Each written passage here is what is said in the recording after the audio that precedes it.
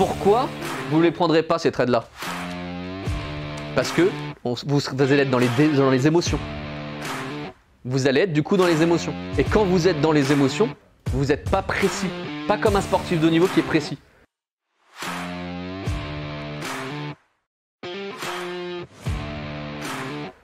Parce que peut-être qu'une fois qu'on arrive, je sais pas, si vous êtes dans les émotions, peut-être que là, vous n'avez pas vu le rebond là. Imaginons. Tenez, on va faire ça, très intéressant. Un cas, par exemple, qui fait que vous n'allez pas l'avoir, hein, par exemple. Là, on part du principe, ok. On casse un petit peu, ici, cette ligne de coup, ce support. Ok. On passe en dessous le prix d'ouverture, on casse un peu la VWAP, même si c'est pas cassé, ça je l'ai dit, hein, c'est rebondir. Mais imaginons, vous mettez dans une mentalité short. Celui-là, vous ne le prenez pas.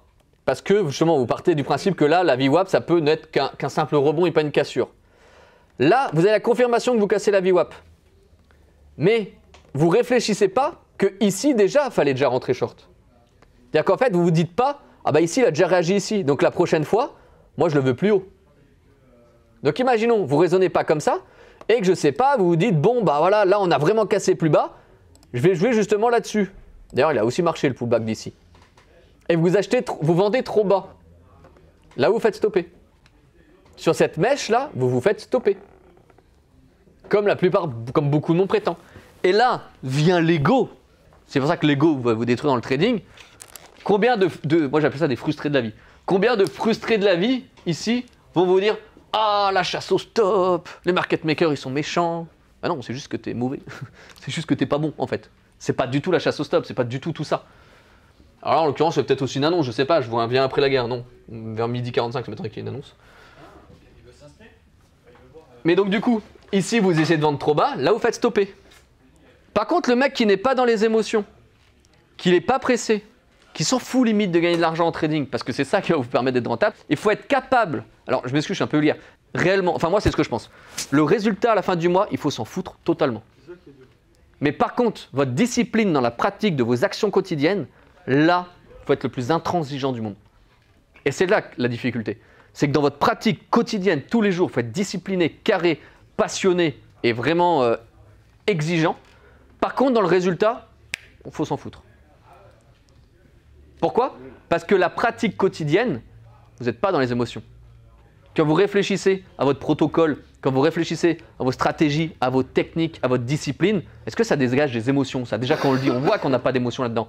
Par contre, quand vous parlez résultats, quand vous parlez gains, pertes, argent, là, bizarrement, tout de suite, on sent des émotions arriver.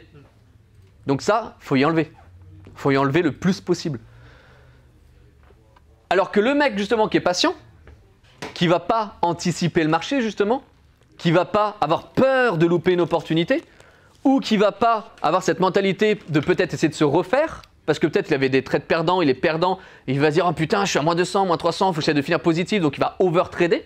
Le mec qui n'est pas là-dedans, et qui sait qu'il faut qu'il attende ses gros volumes, il les aura à ses bons prix. Et lui, il va gagner de l'argent par contre.